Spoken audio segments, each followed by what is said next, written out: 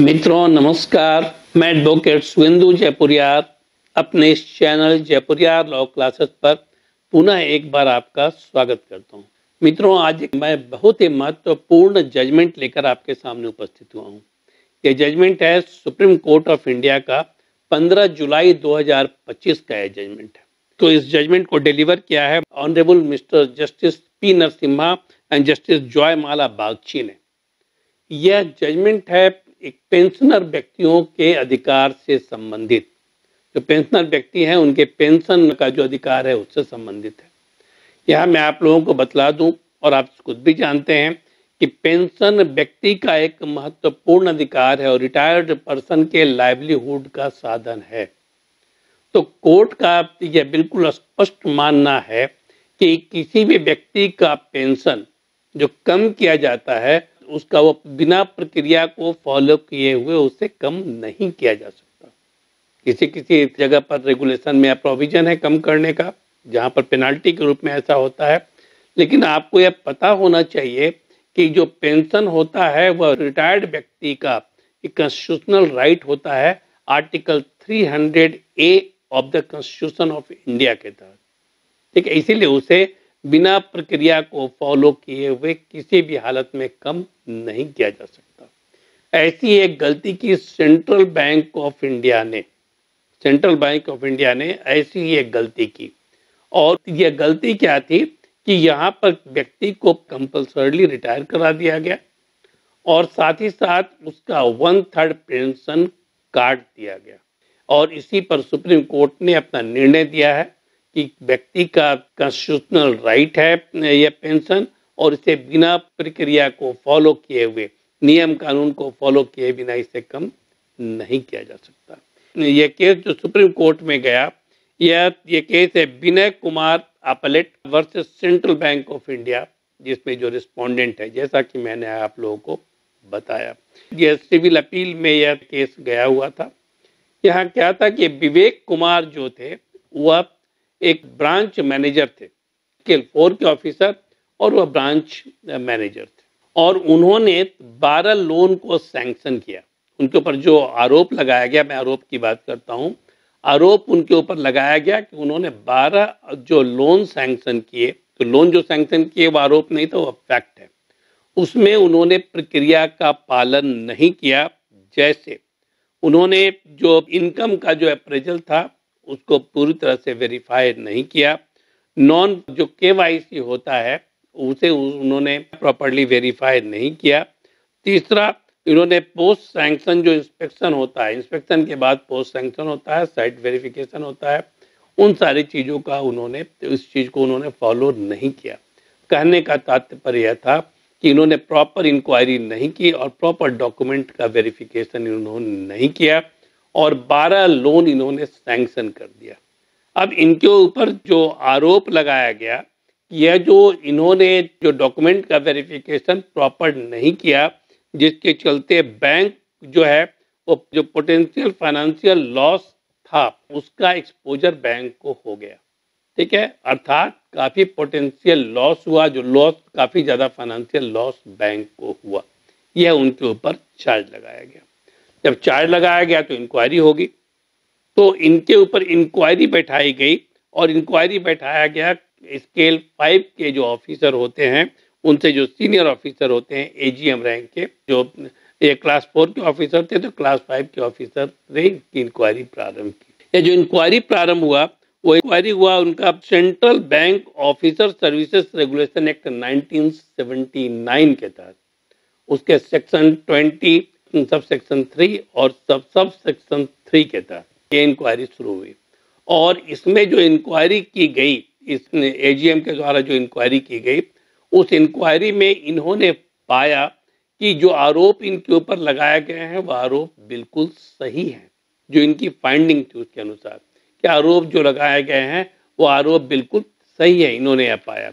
और इन्होंने यह कहा कि ये इनके ऊपर कुछ पेनाल्टी लगाई जानी चाहिए। अब क्या हुआ कि यह इनके ऊपर आरोप लगाए गए थे उसे ट्रू कर दिया AGM ने। तो यहाँ पर AGM के बाद बैंक में DGM को अपेलेट अथॉरिटी बनाया जाता और वह होते हैं।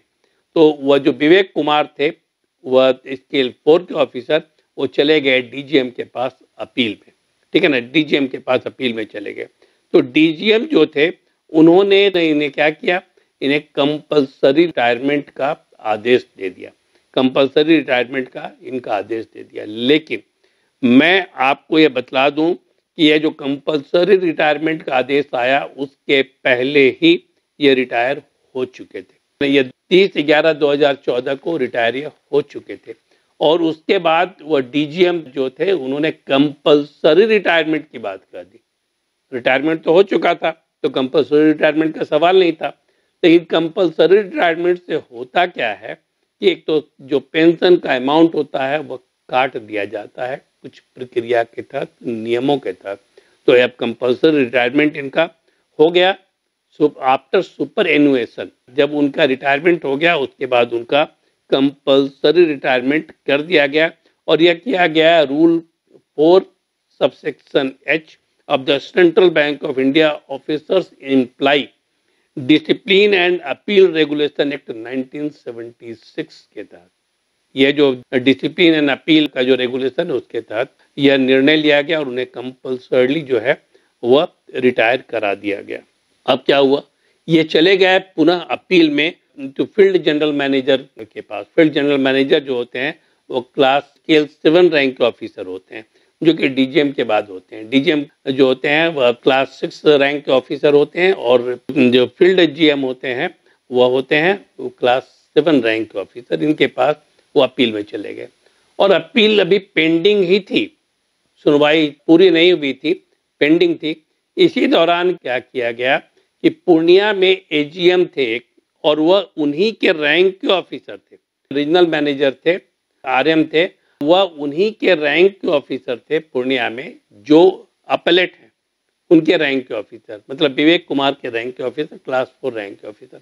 उन्होंने क्या किया, उन्होंने यह देखा कि कंपल्सरी रिटायरमेंट हुआ है तो साथ ही साथ उन्होंने जो इसका 1/3 जो पेंशन का अमाउंट था वो इन्होंने 1/3 अमाउंट के कट का रिकमेंडेशन दे दिया कि वो रिड्यूस हो जाएगा वह 1/3 अमाउंट।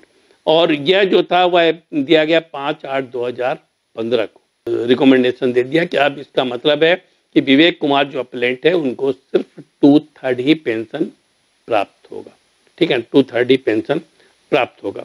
अब जब फील्ड जीएम जो थे जिनके पास अपील पेंडिंग थी, जब उन्होंने यह देखा कि एक रीजनल मैनेजर ने यह 1/3 सैलरी कट का रिकमेंडेशन किया है तो उन्होंने बिना अपील की ज़्यादा सुनवाई किए हुए उसको कॉन्कर्ड कर दिया, क्योंकि उसी पर उन्होंने ऑर्डर पास कर दिया और उस पर अपनी सहमति दे दी 1/3 ऑफ द सैलरी कट पर। अब बैंक तो अपना काम पूरा कर लिया, लेकिन बैंक ने और आगे की जो प्रक्रिया थी उसको उसने फॉलो नहीं किया, जिसकी चर्चा मैं अभी आगे करूंगा। अब यहाँ विवेक कुमार के सामने कोई चारा नहीं था, वह चले गए हाई कोर्ट के पास और हाई कोर्ट में उन्होंने रिट फाइल कर दिया। हाई कोर्ट में जब वह गए वहां पर अपील में तो उन्होंने कहा कि उनका जो कंपल्सरी रिटायरमेंट किया गया है वह बिल्कुल ही गलत है। उन्होंने चैलेंज किया कि बैंक का जो रेगुलेशन एक्ट जिस पर इंक्वायरी बैठी थी 23 सबसेक्शन 3 को इन्होंने चैलेंज किया और जो रिटायरल बेनिफिट था उसकी इन्होंने डिमांड की। तो रिटायरल बेनिफिट में क्या होता है, ग्रेच्युटी होती है और इनका पेंशन होता है, ग्रेच्युटी है, पीएफ है और पेंशन है, ये तीनों रिटायरल बेनिफिट में आता है। बैंक ने जवाब दिया कि इनका तो जो ग्रेच्युटी है उसे तो रोका ही नहीं गया है, हाँ 1/3 जरूर इनके पेंशन में रिड्यूस किया गया है। तो हाई कोर्ट ने जो आदेश पारित किया उसमें कहा कि जिनका जो ग्रेच्युटी अमाउंट है उसको इमीडिएटली रिलीज किया जाए, लेकिन उन्होंने फील्ड जो जीएम थे उनके आदेश को उसने एज इट इज रहने दिया, अपहेल्ड कर दिया, अर्थात 1/3 जो पेंशन था उस 1/3 पेंशन को उसने उसी रूप में स्वीकार कर लिया, मतलब उसे खत्म नहीं किया। अब विवेक कुमार के पास जो अपीलेट है कोई चारा नहीं था, वो अपील में चले गए सुप्रीम कोर्ट में, सिविल अपील में सुप्रीम कोर्ट में चले गए। सुप्रीम कोर्ट में इसमें लंबी बहस हुई। सुप्रीम कोर्ट में उनके सेक्शन 20 सबसेक्शन 3 सबसेक्शन 3 पर बहस हुई और इसके साथ ही साथ जो पेंशन इनका काटा गया था 1/3 था, जो किस नियम के तहत काटा गया था उस पर बहस हुई और यहाँ पर उस regulation, disciplinary regulation, bank employees का डिसिप्लिन एंड जो अपील का रेगुलेशन है, उसके सेक्शन 33 पर बात आई, जिसको बैंक ने फॉलो नहीं किया था।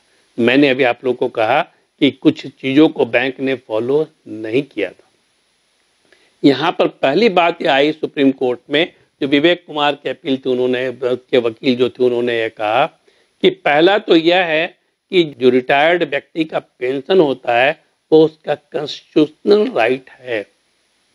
Article 300A of the constitution of India के तहत कॉन्स्टिट्यूशनल राइट है, और कॉन्स्टिट्यूशनल राइट को आप ऐसे सीधे कट नहीं कर सकते, ऐसे रोक नहीं सकते। इस बात को जान लिए, सारे पेंशन वाले जो व्यक्ति इस बात को जान लें कि जो पेंशन होता है व्यक्ति का, वह article 300A of the constitution of India के तहत वह प्रोटेक्टेड है। इसलिए आप देखेंगे सैलरी भले व्यक्ति का रुक जाए, पेंशन नहीं रोका जाता है, पेंशन रोका ही नहीं जा सकता है। यदि पेंशन रोका जाता है और आप पहुंचते हैं कोर्ट में, तो कोर्ट उसको तुरंत रिलीज करने का आदेश देता है। ठीक है, तो यह तो रिलीज करने की बात आई। मैं यहाँ पर बात कर रहा हूँ रिडक्शन ऑफ द पेंशन पर, जो 1/3 कट किया गया था। दूसरी बात आई बैंक जो डिसिप्लिन एंड अपील रेगुलेशन है, उसके सेक्शन 33 पर बात आई। सेक्शन 33 सब सेक्शन 1 में सेंट्रल बैंक का जो है रेगुलेशन है, उसमें बहुत स्पष्ट कहा गया है कि किसी भी व्यक्ति का यदि कंपल्सरी रिटायरमेंट यदि दिया जाता है तो वेल एंड गुड, ये बैंक का अधिकार है। सैलरी कट करना भी बैंक का अधिकार है, लेकिन उसकी कुछ प्रक्रिया है। उसे सेक्शन 33 सब सेक्शन 1 के तहत बोर्ड ऑफ डायरेक्टर्स के पास पेश करना होता है कट करने के पहले, पेंशन को रिड्यूस करने के पहले उसे सेंट्रल बैंक ऑफ इंडिया के बोर्ड ऑफ डायरेक्टर्स से इसका प्रायर अप्रूवल लेना होता है। लेकिन बैंक ने क्या किया था, बैंक ने एक गलती कर दी कि उनके जो रीजनल मैनेजर, जो क्लास 4 रैंक के ऑफिसर थे, जिन्होंने सैलरी कट का रिकमेंडेशन किया था, reduction of salary 1/3 reduction of the salary का जो रिकमेंडेशन किया था, जिससे कि बाद में फील्ड जनरल मैनेजर थे क्लास 7 रैंक के ऑफिसर, उन्होंने उस पर अपना कॉन्करेंस दे दिया, मतलब स्वीकृति दे दी और उसी पर आदेश पारित कर दिया। यहाँ पर उन्होंने इस बात की जहमत नहीं उठाई, इस बात को, इसका प्रायर अप्रूवल जो है वह ईडी से लेना था। तो यहाँ पर प्रक्रियागत चूक हुई और इस चूक को सुप्रीम कोर्ट ने बहुत ही गंभीर माना और उसने कहा पहला तो व्यक्ति का जो रिटायर्ड पर्सन है उसका जो पेंशन है वह प्रोटेक्टेड है आर्टिकल 300A के तहत। दूसरा, उसने यह कहा कि बैंक ने प्रक्रिया का पालन ही नहीं किया, सेक्शन 33(1) के तहत उसने बोर्ड ऑफ डायरेक्टर से प्रायर अप्रूवल नहीं लिया। इसीलिए जो सैलरी को काटा गया है, जो 1/3 सैलरी काटा गया है, वो बिल्कुल ही गलत है। ठीक है ना, इसलिए उससे रिस्टोर करने का आदेश दिया गया। तो विवेक कुमार ने जो क्रिमिनल सिविल अपील फाइल की थी उसको सुप्रीम कोर्ट ने अलाउ कर दिया और उनकी फुल पेंशन को सुप्रीम कोर्ट ने बहाल कर दिया। तो मित्रों, मैं आपको ये बता दूं कि कोई भी पेंशनर व्यक्ति जो रिटायर्ड व्यक्ति है वह आपके पास यदि आता है या रिटायर्ड व्यक्ति खुद ही इस बात को जान ले कि यदि उनका पेंशन कहीं पर से काटा जाता है, पेंशन यदि रोका जाता है बिना किसी प्रक्रिया को फॉलो किए हुए, तो वह सीधे हाई कोर्ट में जा सकते हैं, रिट फाइल कर सकते हैं और अपने पूरे पेंशन को रिलीज करवा सकते हैं। मैं उम्मीद करता हूं कि आपको ये वीडियो पसंद आया होगा और आपको यदि वीडियो पसंद आया है तो आप इस वीडियो को लाइक करें, शेयर करें और अपने मित्रों को के बीच शेयर करें और इस चैनल को सब्सक्राइब जरूर करें। धन्यवाद।